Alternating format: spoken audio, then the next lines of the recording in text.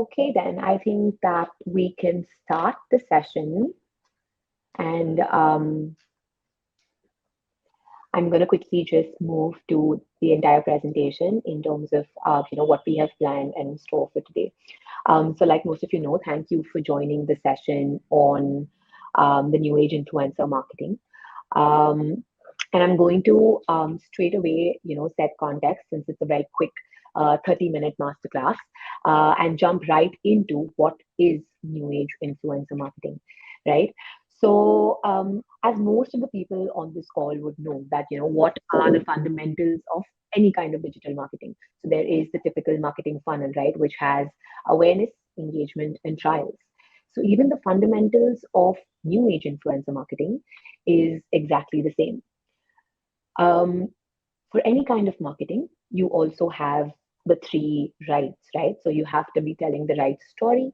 Storytelling is at the heart and the center of any kind of marketing. You have to do it at the right place, right? Where is your audience? So where can you come in contact with your audience? And third is that you need to use the right people to do this. So traditionally, the right story was probably a TV advertisement or it was an outdoor ad. The right place is, of course, offline, online activations in stores. And the right people initially were only your brand ambassadors, right? But in new age influencer marketing, the story has slightly changed, right? So the right story can not only be told by the brand, but you could have creators being your storytellers as well. And you could have your audience being storytellers as well. The right place today is not only on your brand handles, but the right place for your content today could also be resting on the influencer handles. And the right people today are not limited to the brand ambassadors, but the creators of today could also be your right brand ambassadors. We are living in the era of the democratic media consumption, right? And what does that really mean? So, lockdown has sort of spoiled all of us, right? So, while we all had, online shopping preferences, we spend so much time. But I think, just the digital era now, I think we've all reached that era where we kind of like making the choices. We choose the apps that we download, we choose the OTT platforms that we want to subscribe to, we choose what payment gateway we want to use. We choose what social media platform we want to be present on as well, right? So it's become a very big democracy. And for example, we can even say yes to cookies, no to cookies. We say, no, I don't want to watch ads. And a lot of us even actually consume content where there is no advertisement at all, right? So as consumers today, the consumers of today are super, super empowered. They decide who they want to listen to and therefore who they want to trust. And that's why what I like to call this is the era of the attention economy, right? And what is the attention economy? It is not only seeking the right audiences, but it's also being able to retain the consumer's attention, right? So today, as important as it is for lead generation and going out and finding the right audience for you, it is equally important to engage with them on a continuous basis so that they stay loyal to your brand as well, right? And the only way that that can really be done is by creating appealing and entertaining content. Content, as we all know, is like, it's like the need of the hour.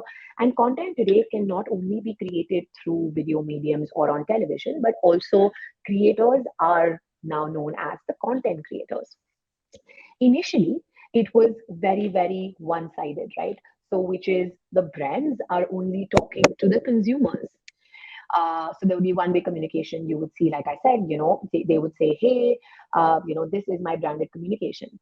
But today there are so many more layers, and this entire communication piece has evolved so much, where consumers are talking to other consumers about brands. So you've almost built like a peer-to-peer network, right? So it's not only so what you know about a brand, what you learn about a brand, the brands that you trust is not limited to what the brand is telling you about themselves.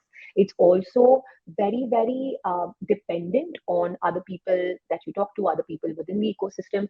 And more often than not, it is not the brands that are only influencing you, but you're often influenced by, like I mentioned here, other consumers. Yes, I think that's it. Mm, audio isn't clear. Hello? I'm getting a lot of audio issues. Hello? Hello. Um, is the audio better now?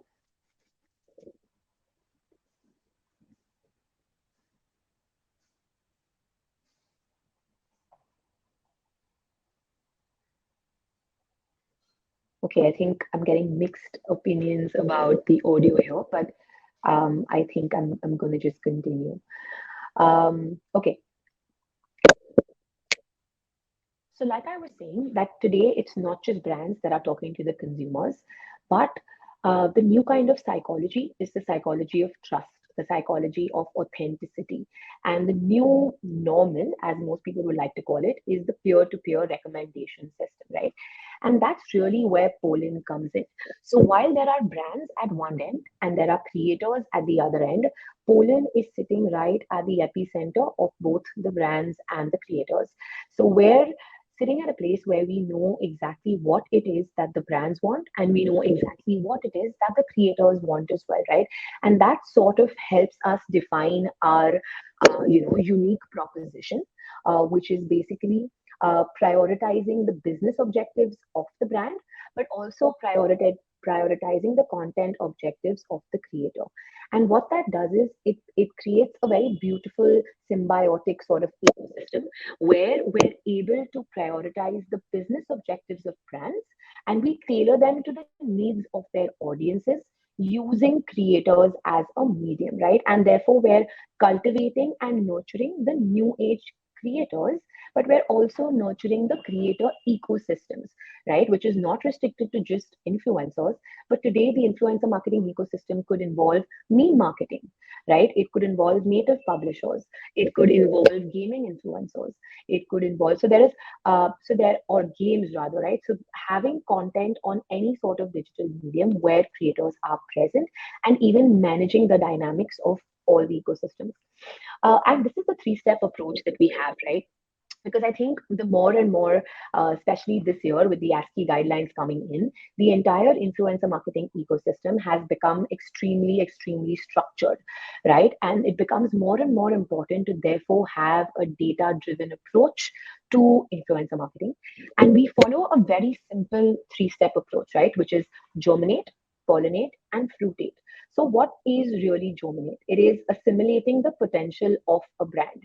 This has become more and more important. Brands today need to understand what their competitors are doing. They also need to understand the potential of their category or the volume or the size of their audience on digital today. They also need to understand what positioning do they really hold, right? Are they the market leaders in their category? Are they the ones that are probably not building the category, but just building their brand within the category? So once we've assimilated the potential of the brand, only then can we move to choosing the right influencer, selecting the right influencer, choosing the right content for the brand, and then finally, of course, building action or building CTAs or building trials for the brand. So that happens when we actualize the intent in the pollinate phase.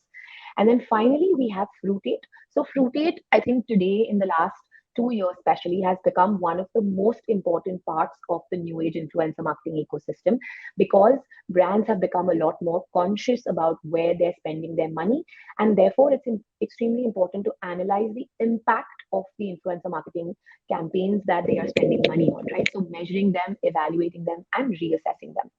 So the way that I've structured this session is that I've divided it into two parts. The first part, we're going to quickly discuss that, what are the three things that brands need to know about new age influencer marketing, and then we'll move to the three things that creators need to know about influencer marketing. So let's just jump in, right? And this is brands of today, and being somebody that, like I said, that's sitting in between the brands and the creators. What are the three things that I wish that I could tell brands, right? So the first thing, that brands are not talking to influencers, right? That's the first thing. I would like to say that brands are talking to brands, right? Influencers themselves are brands today. They have their own brand guidelines, they have their own tonality, they have their own content strategy, right? They have their own personal brand, which means that they will not necessarily communicate in the same language as the brand, but they will communicate the same message but within their guidelines or with their own communication strategy, right? Secondly, they have earned this media, right? So influencers are not a paid medium.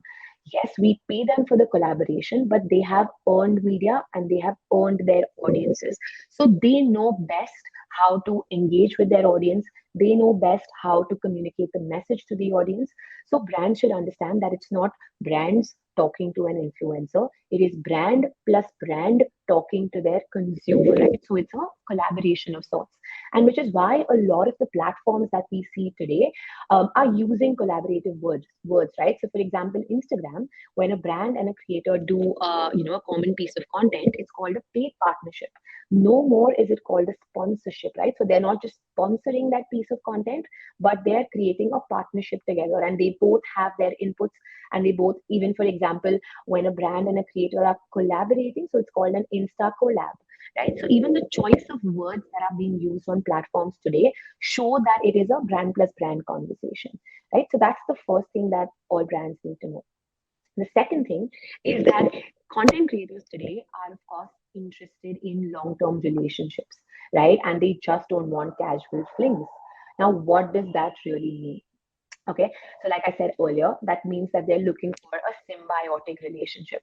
You scratch my back, I scratch yours, right? So what is it that you can bring to the table? What is it that I can bring to the table for you, right? So how can both the parties work together and help grow each other, right? So the brand would want to grow, and the influencer would like to grow with the brand, and therefore the influencer needs to make the brand grow as well, right? And the influencers don't just want to feel like they're passing on a brand message, but they should feel a lot more like brand advocates.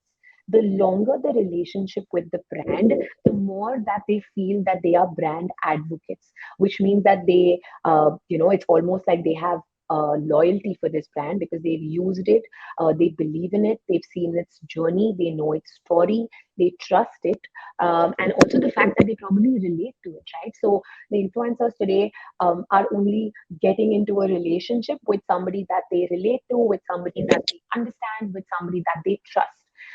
This is a win-win, I guess, for both, because even the audiences today, when they see content creators and brands associated for a long time, right, then even the believability or the authenticity of that content increases, increases twofold. And in the traditional Indian medium, it's like almost making the brand and the creator synonymous. Like, when you've heard, I don't know how many of you guys are from India, but it's almost like for the longest time, Femina Miss India, they were like synonymous. Like, so even though Femina was like the brand and Miss India was the property, you couldn't say one without the other. Or like say Manik Chand Film Fair, right? So people would know the two of them going together. Or like Hero Honda Roadies, right? So it was just one of it. They just want, in the ideal case scenario, both the names should go, with each other. The next thing is that the brands also, I think, the one thing that they need to know about the new age influencer system is that influencers are not just, a medium for reach. What they need to identify is one, are you using the influencers to get more of your current audience into your ecosystem? Or are you using the influencers to build a newer audience that you're not able to reach through your brand? Right? So it's not just a reach medium, but it's a medium to reach new audiences. But beyond reach, it's also a great way for the brand to find the right fit, right? Which means that relevance is more and more important. One is that the brands need to do their research, and that's of course through data-driven insights. So there are so many tools, in the market that are available that give you audience insights about the influencer. Which city is the audience from? Are they male? Are they female? What is the demographic of the audience? It also, in fact, I would also recommend that one of the deep dives that we do is also looking at the past collaborations of the influencer, right? Because it's important to see whether the influencer has experience within your category. It's also important to see whether your influencer has experience within the format that you're recommending, right? So just because today Instagram Reels is a trending format, it doesn't necessarily mean that an influencer is able to do Reels. It takes a certain kind of skill set, it takes a certain kind of content to be able to perform well on Instagram Reels, right? So it's important to do that research as well. And I think the last point is pop culture, right? So what brands today are not able to keep up with the dynamic pop culture And culture today has become so central to everything that we're doing, right? So if you want to be a part of the moment, you want to be a part of the IPL, you want to be a part of Diwali, you want to be a part of say the World Cup, you want to be a part of just, after that gets over the party season. And it's so hard to almost keep up to all the new things that are happening, that influencers become a great way to be relevant, right? To be a part of this pop culture movement.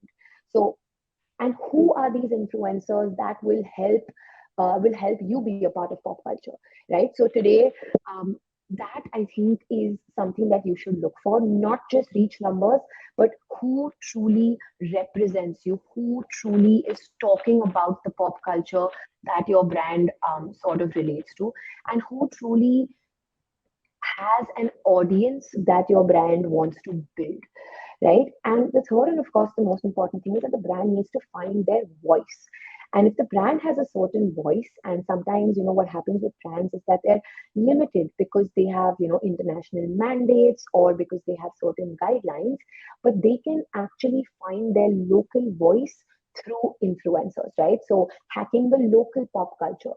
So if the international mandate for a brand is, for example, that they have international images, international models, international brand ambassadors, but influencers allow them to localize, associate with local people, talk in the local language, right? It also helps to build customization. So, for example, if you take any makeup brand, and a makeup brand today could have like 60, 70 makeup shades. Now, it's not possible to have 60, 70 brand ambassadors, right? But it's definitely possible to do a campaign which has 60 to 70 influencers in it.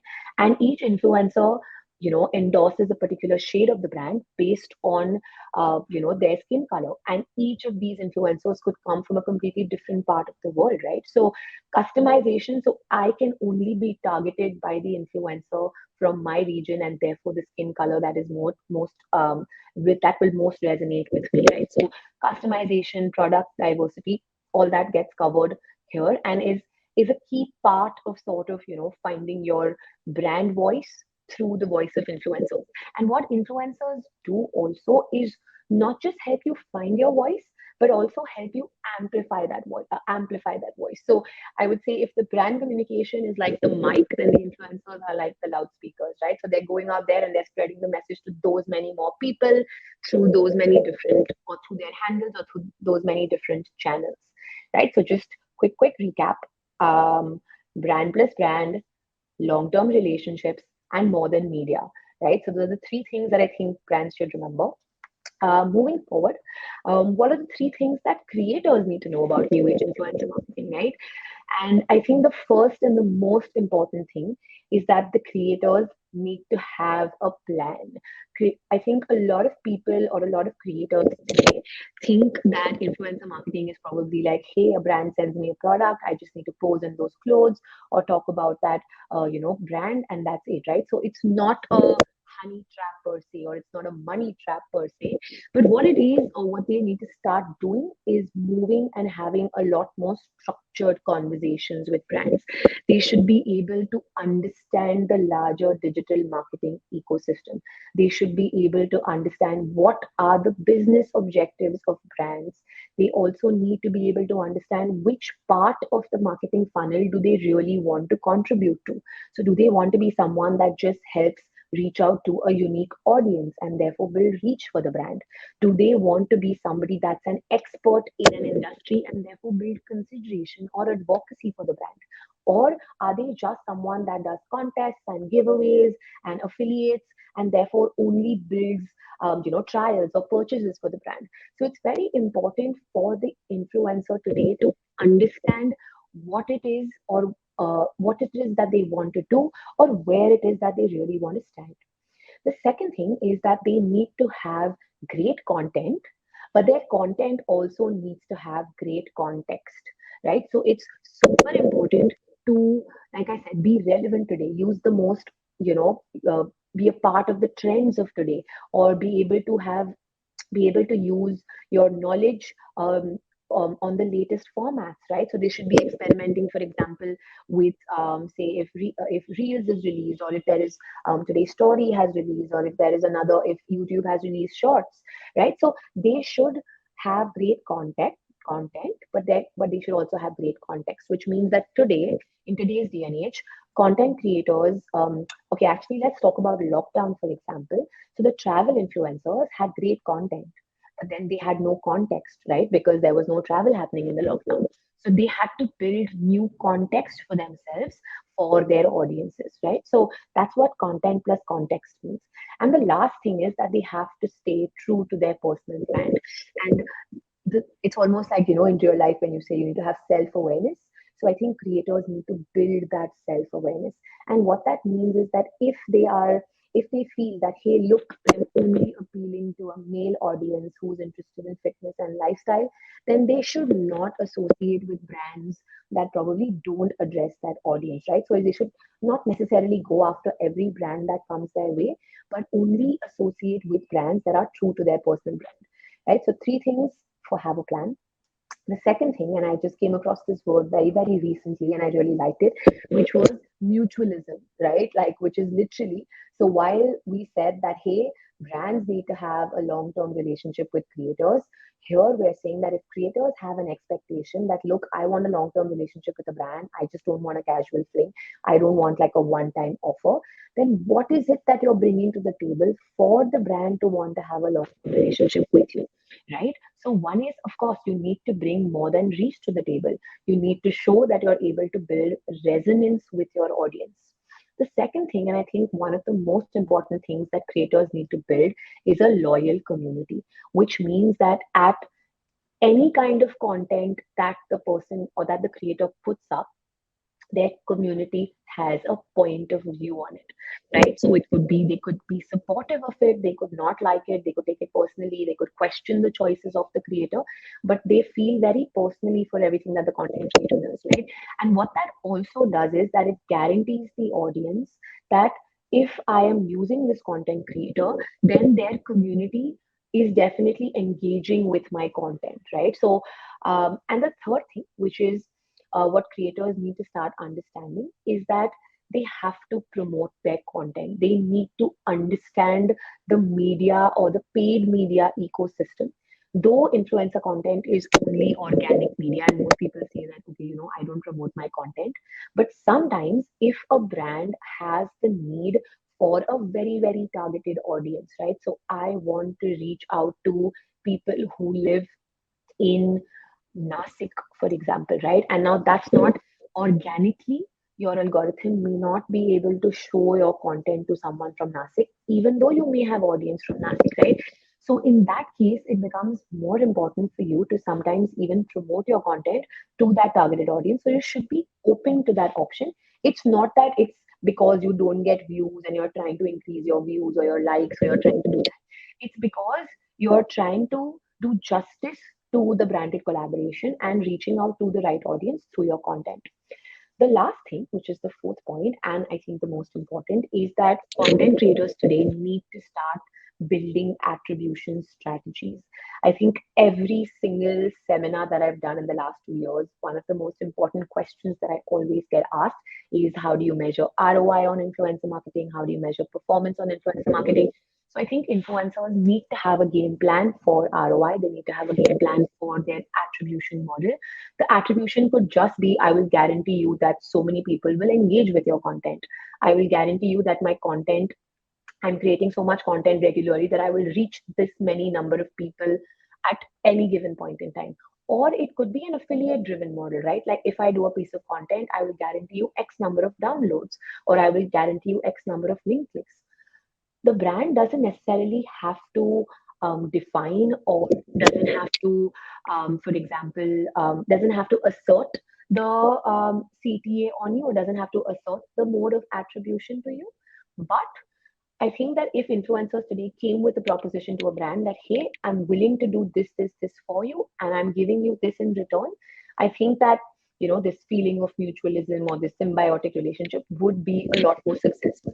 And the creators that understand this, I think would go a longer way in this new age influencer marketing ecosystem. The third and the most important thing that I think creators need to focus on in today's influencer marketing generation is that they need to build new audience personas for themselves, right? So if you take an example of a content creator, he could be a father. And therefore, if he creates content as a father, he's reaching out to a certain audience, or he is just, resonating with the father audience.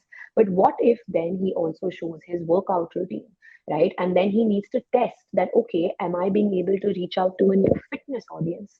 And if he is, then he's like, okay, this is also working, then maybe he can show a new sort of a persona, or can try out a new cohort and maybe start playing video games or online games and start playing PUBG or whatever. And then he's like, okay, let me see whether I have an e-gaming audience. So is there an e-gaming side of me that, people want to follow? And then after that, he says, okay, no, I'm shifting and I'm studying for my MBA. So is there an ed category of people, or an aspirational sort of, audience that wants to follow him and see that, after being a father, is he still able to pursue his education? So some of these cohorts may work, some of these cohorts may not work. But I think it's important for creators to keep reinventing themselves, so that they stay relevant, right? So today, being a father could be most important because of homeschooling and children being home, and the father playing a forefront or a role in terms of, in the child's education because it's work from home. But tomorrow, maybe it becomes more relevant to have an e-gaming audience, because esports, is say the future, or is an upcoming niche, right? So it's important to experiment and just know whether that audience relates to your content or not, right? And the second and the most important thing within the audience personas is to understand what kind of content does your audience like, or what are the audience preferences for your community. Do they look at you as an expert, who gives an expert opinion on things, or do they look at you as, a trendsetter, that's somebody that tries anything and everything new? Or do they look at you as probably, someone who's rebellious, or somebody who's, tries to, break the norm? So if everybody is using the lipstick on the lipstick, you're somebody that will try it as an eyeshadow. So what is your audience perception of you, or what is your audience preference for your content? Do they just want you to be the first person that tells them about anything new? Do they want you to be somebody that, reviews the top 5 products and therefore plays the role of, probably being like a recommendation engine, right? So these are the two things that in today's times, are super super important for, um, content creators as well. And the last thing I think is, where do the two come together? So what is the, that sweet spot where brands and content creators can come together in this new age influencer marketing ecosystem? So literally, where's the money, honey? And as we all know, so the future of influencer marketing, and I think it's not really the future, I'd like to call it the present, is social commerce, right? Because today, and of course, for those who know, what is the difference between e-commerce and social commerce? So e-commerce is, of course, buying any product online on an online portal like an Amazon, but social commerce is purchasing the product within a social platform. And what does that really mean? It means that today you're able to create content on a social platform, but you're not only creating content, you're also completing the funnel, right? So you're even being able to convert the consumer and purchase it within their social platform. They don't have to really go outside of there to do anything. So it's not that the recommendation is in one place, and so what this does is that this sort of merges together the content creator and the commerce ecosystems all in one place. The brands benefit because the same asset is being able to drive content and commerce for them. The influencers benefit because their content is able to show immediate ROI in terms of commerce for them, right? So it's becomes easier for them, like I said, to build attribution models, right? And of course, there are lots of examples of this that are already happening in our country, right? So there's live shopping platforms. Recently, a lot of sales happen, and most of them used influencers to say, "Hey, join me while I'm shopping live," and people could actually buy the products while the influencers were trying them on. There are also platforms like Trend, Glance, Reposo, which are influencer first in terms of, where they're creating content only for online buying, right? So social commerce, I think, is the sort of peak of brands and creators coming together in the new age influencer marketing ecosystem. And the second one, which I think is really, really big, is the branded creator IPs, right? So while it was it almost was like content IPs, or they were branded IPs where you had talent or creators be a part of it. I think creator IPs are going to become bigger and bigger in this new age influencer marketing system, and brands are going to want to be a part of the creator IPs, right? And therefore, the role or the synergy for both of them would be that the brand would be able to provide the distribution or the promotion for the influencer, whereas the influencer will be able to create the content and the packaging. And even what I'd like to call this, or a nice way to define this, would like it's an almost like an equity partnership, right? Both of them have equity in this content IP that we're trying to create, or this creator IP that we're trying to create. So it's equal stake for both. So it's not that, oh, the brand is putting in all the money, or the creator is creating all the content. Both of them are bringing, like I said, mutualism to the table, and therefore it becomes very, very important. I think this is another future, or it is a very key element of the new age influencer system. So just to summarize everything I've said so far, what we've done is that we built a 5P approach for the new age influencer marketing, right? And we call it the 5P approach. So I'm going to quickly take you through this. I'm going to leave the next 5 minutes for question answers. So the first one is programming. Programming has become super, super important for both the brand as well as the creators. What is the brand talking about? So like I spoke about the tonality, right? Finding your voice. So what is the brand's programming? What is the creator's programming? The second one is production. Production, because quality of content has, totally like skyrocketed in the lockdown or in the last 2 months, because platforms themselves are giving you so many features which are helping you edit and create and add effects to your content, just within the app itself, right? So production of content, or creating better quality content, has become super, super important. Third one, like I said, is promotions. So promoting the content, one is for the brand to use the influencer as a means of promotion, right? Or promoting their content to a newer audience, or promoting their content on a platform other than their own platform. And promotions for the influencer is when their content gets the brand as a platform, for them to get promoted, for them to be able to reach out to a new audience, for them to get a larger platform to be showcased. So that's where promotions really comes in. Fourth one, like I said, partnerships. So both of them need to have mutually beneficial relationships. They need to collaborate, and come together, brand plus brand, to address the consumer of today, right? So they need to be partners. So that's the P. And the last one, which I mentioned, was the proprietary properties, which was the creator IPs, right? So the 5P approach to new age influencer marketing is what I'd like to leave you guys with. So yes, thank you. Um, can I address any questions? Since we have around 3 minutes left of the session, I'd be happy if anybody would like to ask something, or if anybody has any questions. I know how we can get questions from folks here. What we're going to do is people who are going to let's just pick up three people. Uh, if we select your question, we're going to give away three folks Amazon gift vouchers of worth rupees 1,000. So any three folks whose questions would be selected, we're gonna give away that to you guys. It's by one of our partners, Ticker Tape. You guys can check them out. But feel free to put in your questions here in the Q&A tab. Uh, I think Aarushi, we already have a few questions, and one of the most common questions that we get in our virtual sessions is, will we get the recording of this session, or will we get this deck and things like that? We already have that, but let's keep that for now. I think there's one question where Subrunil, I'm sorry if I'm mispronouncing your name. How can I strongly promote my YouTube? Okay. Sanchari Ghosh is asking, let me just put it up on the stage also, that which metric matters the most for brands when making a deal with influencers? Um, Yes. what? So yes, hi Sanchari, thank you for your question. So, like I said, the metric that matters the most completely depends on their business objective. So, if awareness is their business objective, then reach matters. If advocacy or consideration is their metric, then engagement matters, which is your engagement rate matters. And if purely purchase or driving trials or sales is an objective, then of course link clicks or affiliate models, or how many people are like a lead generation actually visiting the website or downloading. So I think the metric depends on the digital objective of the brand. Got it.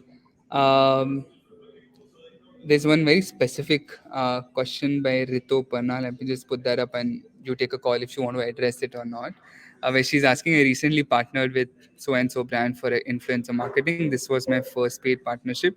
I want to leverage the experience and approach more brands. How do I approach brands for niche storytelling partnership? Great. Okay, so Rituparna, I mean, thank you for your question again. But like I said, there's no formula to get a brand's attention. But what I would recommend that you do is, just doing one paid partnership today is not enough. You'd have to consistently be creating content for brands to even, because notice that your content is consistently doing well, right? So the first thing is, if a certain kind of content or a certain kind of paid partnership has been successful for you, you need to convert it to a habit and do more of that content.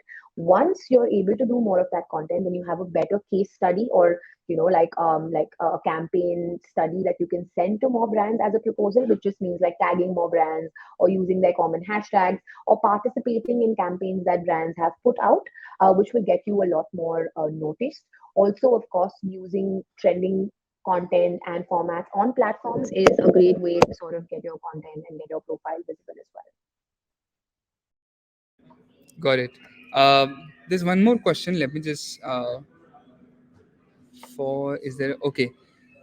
Benita is asking, engagement rate is key aspect for influencer marketing. But let me stop here and ask you this: is engagement rate the key aspect for influencer marketing? I think some brands also do it for reach, uh, and depends on campaigns, right? Yes. So it's not always engagement rate, and also, Benita, if you want to sort of, really make a pitch about engagement rate, what happens is that sometimes, or actually more often than not, most tools calculate engagement rate across, say, your last 10 posts or 15 posts.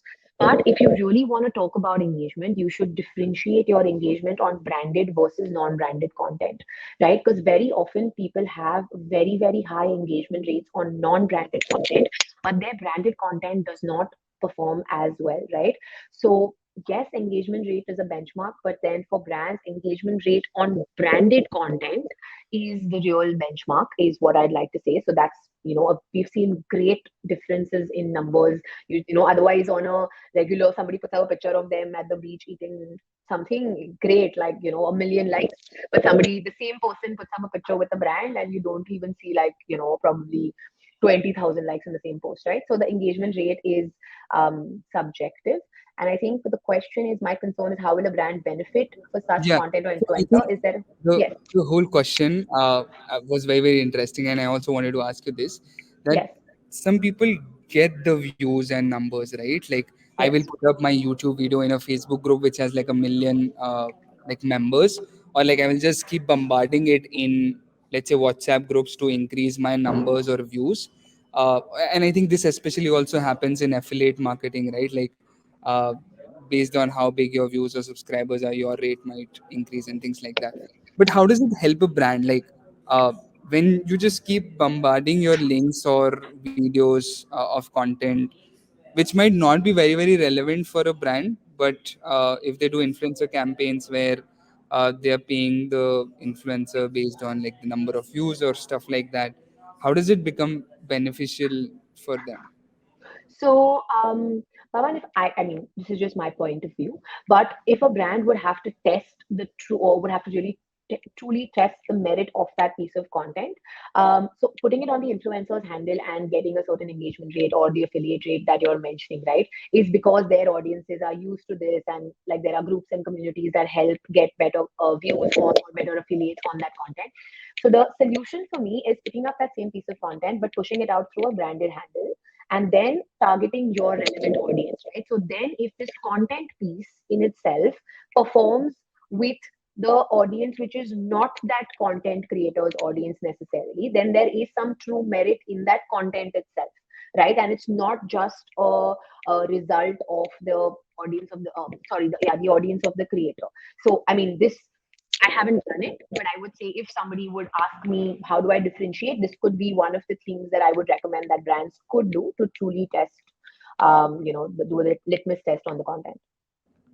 Got it. Super. I think we got our three audience questions also, and the people whose questions we selected, we're going to send you the Amazon gift vouchers on your email.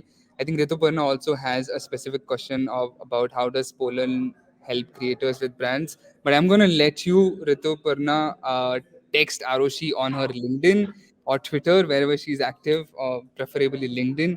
So you can DM her and ask her these questions over there. Anybody else also who wants to connect with Arushi about any of the influencer campaigns, or I'm not sure if Poland or Zoom Media is hiring, guys, just go check out their company page. You might know, and you can get in touch with her over there. Um, but yes, thank you so much, Arushi, for doing this with us on such short notice. I have to tell this behind the scenes story to everyone who's here in the session. Guys, this was decided today. Not even today, I think last night or like very early morning. And we just wanted to, do this thrilling session, like, and we wanted to have an influencer marketing session at Elevate. So thank you so much, Arushi, for, filling up that missing piece into the entire Elevate programming for us with curating a session and this masterclass on influencer marketing. It was my pleasure, Pawan. Thank you so much for the opportunity, and I hope everybody that attended, at least took away something. And yeah, looking forward to all the remaining questions, and I'd be happy to address them, like you said, on LinkedIn. So Super. yes, Janvi here from the Zoom Media has also put up a comment that they are always hiring. Please send in your resumes to them on this website. Just go check the career page, and you'll find what are the current openings. But thank you so much, everyone, and thank you so much, Arushi, for doing yes. this today. Thanks, Pawan. Thank you. Good night.